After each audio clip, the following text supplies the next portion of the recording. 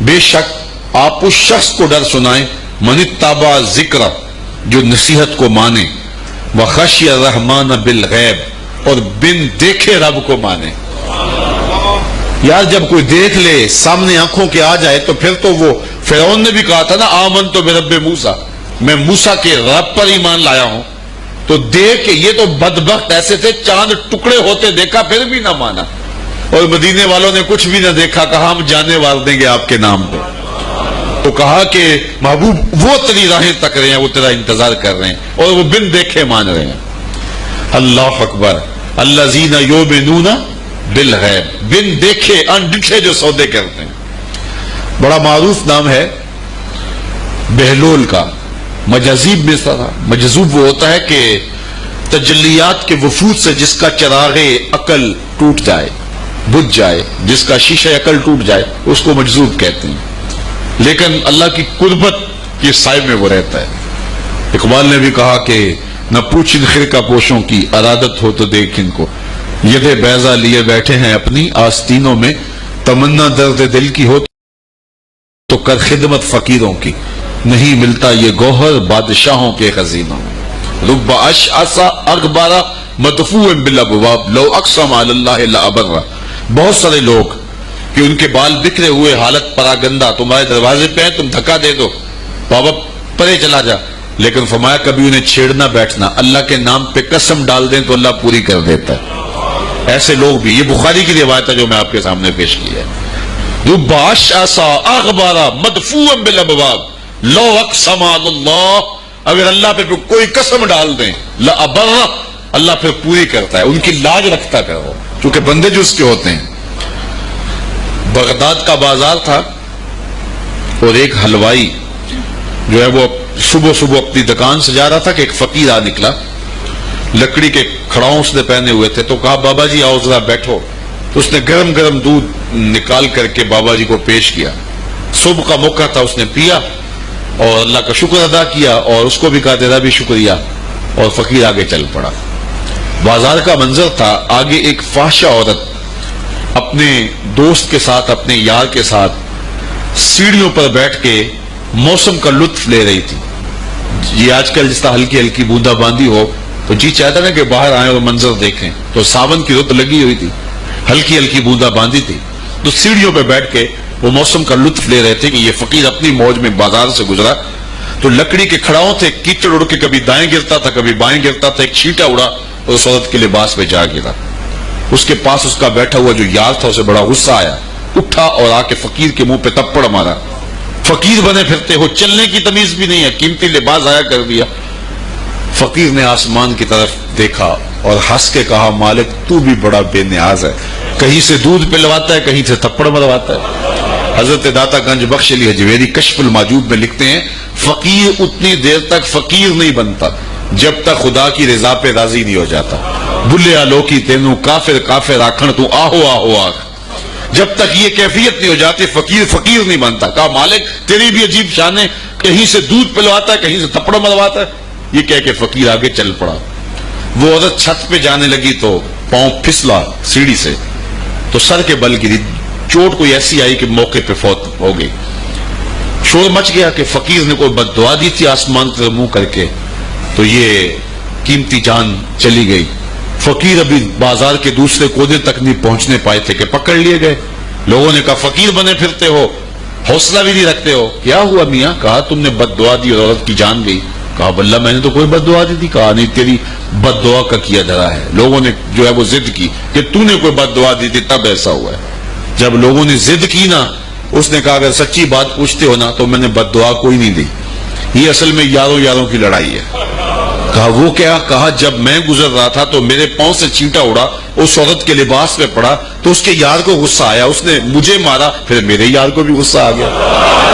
کہا رب اشعث اغبر مدفوع بالابواب لو اقسم علی اللہ لابر. اولاد کی تربیت ہمارے ذمہ لازم ہے اور اس تربیت کا بہترین ذریعہ ہماری اپنی تربیت ہے. اولادیں ہماری گفتگو کو تھوڑا ہمارے عمل کو زیادہ قبول کرتے ہیں. آج لوگ ہمارے پاس آتے ہیں جی ہمارا بچہ نماز نہیں پڑھتا. چلو ہم نہیں پڑھتے یہ تو پڑھے. تو میں کہتا ہوں یہ کیوں پڑھے؟ جب تم مصلی بچھاؤ گے تو یہ بھی بچھائے گا. اللہ تو ہم نے اپنے عمل سے اپنی اولاد کو جو ہے وہ سیدھا کرنا ہے اور ان کو درست راستے پہ لانا ہے. بالخصوص بچے جب چھوٹے ہوتے ہیں اس وقت وہ ماں باپ کی بات کو غور سے سنتے ہیں. انہیں ماں باپ سے بہت زیادہ محتاجی ہوتی ہے, ضرورت مند ہوتے ہیں اور ماں باپ کی عادات کو کاپی کرتے ہیں. اور عموماً ہم بچوں کو اس عمر میں توجہ نہیں دیتے. 4 سال سے لے کر کے 8-9 سال تک کی عمر کا بچہ انتہائی توجہ کا مستحق ہے کہ ماں بھی توجہ دے, باپ بھی توجہ دے. اس کے بعد پھر آہستہ آہستہ وہ مانوس ہونے لگتا ہے اپنے دوستوں سے, اور بالخصوص 12-13 سال کے بعد وہ مانوس ہو جاتا ہے اپنے دوستوں سے. پھر اس نے جو سیکھنا ہے وہ دوستوں سے سیکھتا ہے.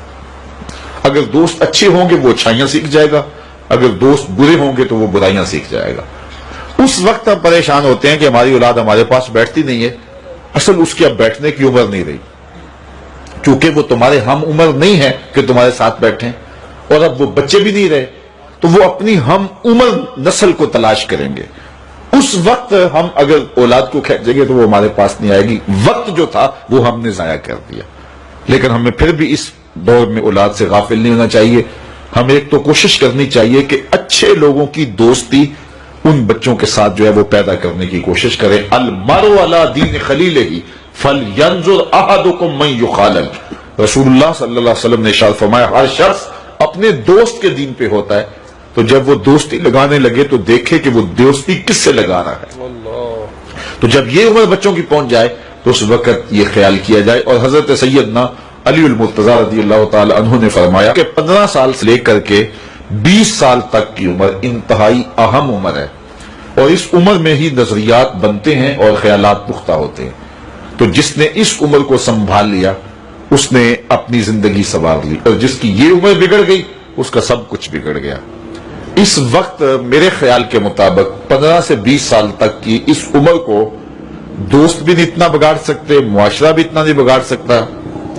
اس عمر کو اس وقت سب سے زیادہ جو چیز بگاڑ رہی ہے وہ ہمارا سوشل میڈیا ہے, ہمارا الیکٹرانک میڈیا ہے, اور یہ موبائل جو ہر بچے کے ہاتھ میں آ گیا ہے. تو کم از کم 15 سال سے لے کر 20 سال تک کی عمر کے بچوں کو آپ موبائل لے کر نہ دیں, اور انتہائی ضرورت پر ان کو استعمال کرنے کی اجازت دیں.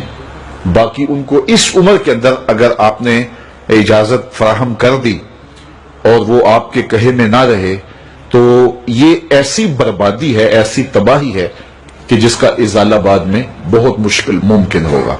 اس لیے اس وقت سب سے زیادہ ہمیں جو چیز نقصان پہنچا رہی ہے, ہماری معاشرت کو جو چیز کھوکھلا کر رہی ہے وہ یہ چیز ہے. یہ میں کل کی ایک رپورٹ پڑھ رہا تھا انڈیا کی, کہ انڈیا کا جو معاشرہ ہے اس میں جو نوجوان ہیں وہ بالکل اس میڈیا کی وجہ سے برباد ہو گئے, اور پاکستان میں بھی اس کے اثرات جو ہیں وہ بہت سارے ہیں.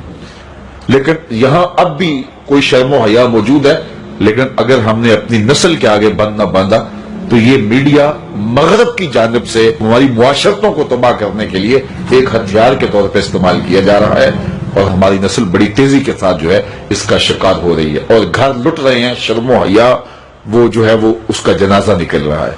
تو اس حوالے سے والدین کو خصوصی توجہ دینے کی ضرورت ہے. پھر ہاتھ ملیں گے تو پھر جو ہے وہ اس کا کوئی علاج نہیں ہوگا. لکھا ہے وہ ہمیں مل کے رہے.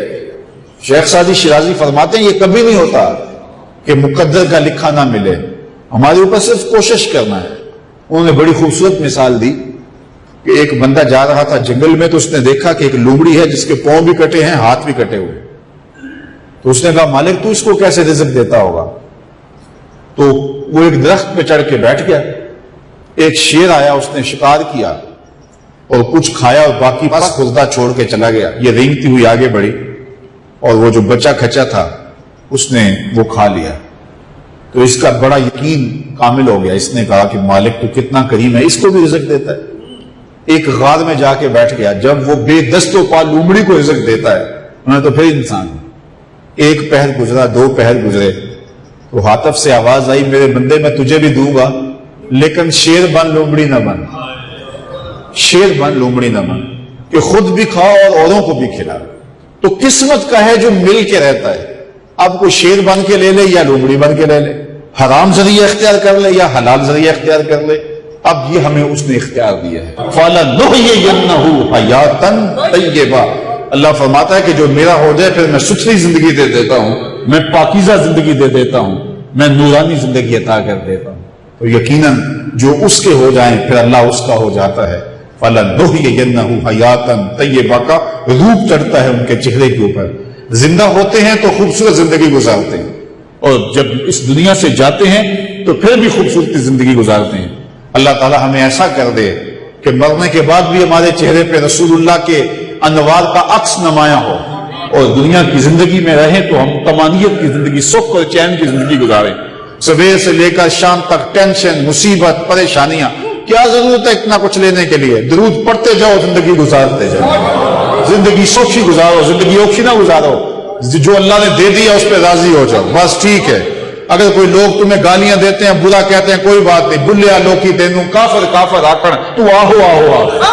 کوئی تکلیفیں دیتا ہے پھر بھی پریشان نہ ہو، رزق تھوڑا ہے تب بھی پریشان نہ ہو، زیادہ ہے پھر بھی ٹینشن نہ لو، اللہ کا شکر ہے، اللہ نے جس حال میں رکھا ہے۔ اور سنو، میں کہتا ہوں کہ یہ ٹینشن فری حدیث ہے۔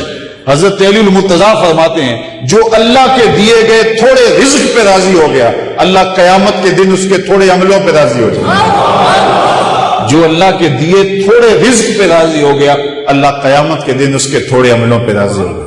تو خوش نصیب ہیں وہ لوگ جو اپنی زندگی کو اللہ کی رضا میں گزارتے ہیں اور اپنی آخرت کو بھی اس کی رضا کے سائے میں لے جاتے ہیں۔ اللہ تعالیٰ مجھے آپ کو اپنی رحمتوں کے سائے میں رکھے، دنیا آخرت کی بہاریں نصیب فرمائے۔ آقا کریم علیہ السلام کی مجلس نور سجی ہے۔ حضرت انس بن مالک رضی اللہ تعالی عنہ روایت کرتے ہیں، ایک شخص آیا اور حضور کی خدمت میں عرض گزار ہوتا ہے، متی الساعہ یا رسول اللہ، اے پیارے رسول صلی اللہ علیہ وسلم، قیامت کب آئے گی؟ اگر ایک طالب علم پوچھ رہا ہو کہ استاد جی امتحان کب ہوں گے، تو اس کا مطلب صاف صاف یہ ہے کہ اس نے بھرپور تیاری کر رکھی ہے اور بے چینی سے اسے امتحانات کا انتظار ہے۔ تو اس نے کہا متی الساعہ، قیامت کب آئے گی؟ تو حضور نے اس کو جو جواب دیا، فرمایا ما عادت لہا، قیامت کا پوچھ رہے ہو، اس کے لیے تیاری کیا کر رکھی ہے؟ تو شخص کا جواب سنیے، اس نے عرض کی ما عادت لہا من کثیر صلاۃ ولا صوم ولا صدقہ ولکن احب اللہ ورسولہ، میں قیامت کی تیاری کے لیے نمازوں، روزوں اور صدقات کی کثرت نہیں رکھتا۔ بعض ہمارے خطبہ جوش خطابت میں کہہ دیتے ہیں کہ اس نے کہا کہ یا رسول اللہ، نہ میں نمازیں پڑھی ہیں، نہ میں روزے رکھے ہیں۔ یہ کیسے ہو سکتا ہے کہ ایک صحابی رسول ہو اور وہ نماز نہ پڑھتا ہو اور وہ روزے نہ رکھتا ہو؟ اس نے روزوں اور نمازوں کی کثرت کی دفع کی ہے۔ لفظ جو حدیث کے ہیں وہ یہ ہیں، اس نے کہا ما عادت لہا من کثیر صلاۃ ولا صوم ولا صدقہ، میرے پاس نمازوں اور روزوں اور صدقے کی کثرت نہیں ہے۔ اس بات پہ مجھے کوئی تیاری کی صورت میں ناز نہیں ہے کہ میرے پاس بہت ساری نمازوں کا ذخیرہ ہے، صدقات میں نے بہت سارے کیے ہیں، لیکن جو میری تیاری ہے وہ یہ ہے ولیکن احب اللہ ورسولہ، میں اللہ اور اس کے رسول سے پیار کرتا ہوں، میری بس یہی تیاری ہے۔ تو اس جواب پر حضور علیہ السلام نے جو ارشاد فرمایا وہ سننے کے قابل ہے۔ آقا کریم علیہ السلام نے ارشاد فرمایا انت ما من احببت، تو جس کے ساتھ محبت کرتا ہے اسی کے ساتھ ہوگا۔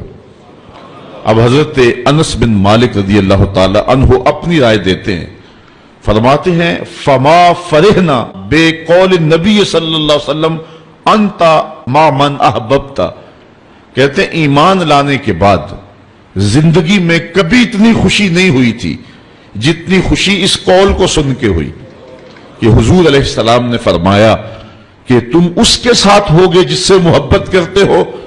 تو حضرت انس رضی اللہ تعالی عنہ مزید فرماتے ہیں انا احب النبی و ابا بکر و عمر و ارجو ان اکون بحبی ایاہم وَإِن لَمْ أَعْمَلْ بِمِثْلِ أَعْمَالِهِمْ، کہتے ہیں میں اللہ کے رسول سے پیار کرتا ہوں، میں حضرت ابو بکر سے پیار کرتا ہوں، میں حضرت عمر سے پیار کرتا ہوں، اور ان کی محبت کی وجہ سے میری خوش نصیبی کہ میں ان لوگوں کے ساتھ ہوں گا اگرچہ میرے اعمال ان کے اعمال جیسے نہیں ہیں، لیکن حضور کا یہ فرمان تو جس سے پیار کرتا ہے اس کے ساتھ ہوگا۔ فرماتے ہیں کہ پھر ہماری خوشی کی انتہا نہ رہی، اور ایمان لانے کے بعد صحابہ سب سے زیادہ اگر کسی قول پہ خوش ہوئے ہیں، کسی بات پہ بہت زیادہ انہیں فرحت ہوئی ہے، تو وہ اس بات پہ فرحت ہوئی ہے کہ حضور نے ارشاد فرمایا انتا ما من احببتا، تو اس کے ساتھ ہوگا جس کے ساتھ نہیں اب تھمنا نہیں، فردوس میں جا کر دم لینا، آفاق کے ہر ہر گوشے میں قرآن سنا کر دم لینا، اب رکنا نہیں اب تھمنا